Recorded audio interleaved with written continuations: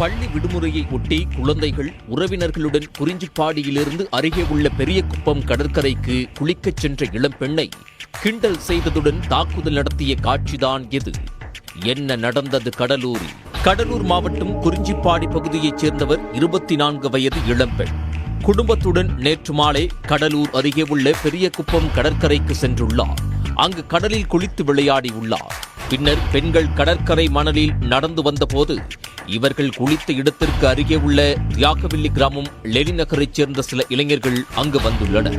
அப்போது அந்த பெண்களிடம் ஆபாசமாக பேசியதாக தெரிகிறது. இதை பார்த்த பெண்ணின் உறவினர்கள் ஓடி வந்து அந்த இளைஞர்களை கண்டித்துள்ளனர். ஆத்திரமடைந்த இளைஞர்கள் அவர்களை சரமாரியாக தாக்கியுள்ளனர். இதனால் பெண்ணின் உறவினர்களும் பதில் தாக்குதல் நடத்தியுள்ளனர்.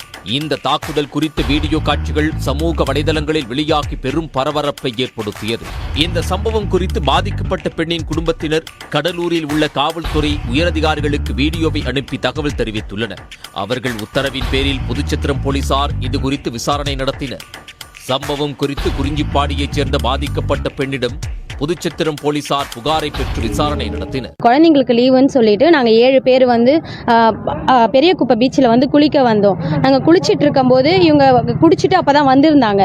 இவங்க வராங்களேன்னு சொல்லிட்டு நாங்கள் கரையை விட்டு வெளில வந்துட்டோம்னதுனால இவங்க இன்னும் எங்களை வந்து கிண்டல் பண்ணிக்கிட்டே இருந்தாங்க. இவங்க கிண்டல் பண்ணிட்டே இருக்காங்க போது நாங்கள் எட்ட தான் நவுந்து வந்தோம். இவங்க எங்கள் வீட்டு ஜென்ஸுக்கு அதில் விழுந்ததுனால இவங்க போய் கேட்டாங்க. அப்படின்றதுனால அவங்க வந்து திருப்பி எங்களை தாக்க ஆரம்பிச்சு அடிச்சாங்க. இவங்களை அடிச்சது சரி, இவங்களை அடிச்சாங்க. நாங்கள் போய் விலைக்கு தான் விட்டோம். அதனால எங்களையும் அடிக்கிறாங்க. கடைசியில் லாஸ்ட் நீங்க பார்த்தா கூட தெரியும். அந்த வீடியோ எடுக்கும் போது குழந்தை திருப்பி, அதனால தான் வீடியோ கட் பண்ணிட்டோம். நாங்கள் போனை வாங்கிட்டோம் நாங்கள் டக்குன்ட்டு. அதுக்கப்புறம் நாங்கள் அவங்க பயந்துட்டு நாங்கள் வந்துட்டோம். பின்னாடியே ஒருத்தவங்க பின்னாடி தான் வந்தான். அதனால நாங்கள் அந்த பக்கமாவே சிதம்பரம் போயிட்டு சிதம்பரத்துலேருந்து நைட்டு அதுக்கப்புறம் தான் எங்கள் வீட்டுக்கே போனோம். இவ்வளோ தூரம் நாங்கள் பயந்து சுற்றி கித்தி போகிறோம். அதுக்கே கல்யாணம் பண்ணி 2 குழந்தை இருக்கிற எனக்கே இதே மாதிரி நிலமை. இதுக்கே கல்யாணம் பண்ணாமல் இருக்கிறவங்க அங்கே வந்திருந்தாங்கன்னா, ஒரு எப்படி சொல்ல, ஒரு வயசு பொண்ணு அங்கே வந்திருந்தாங்கன்னா என்ன நடந்திருக்கோங்க.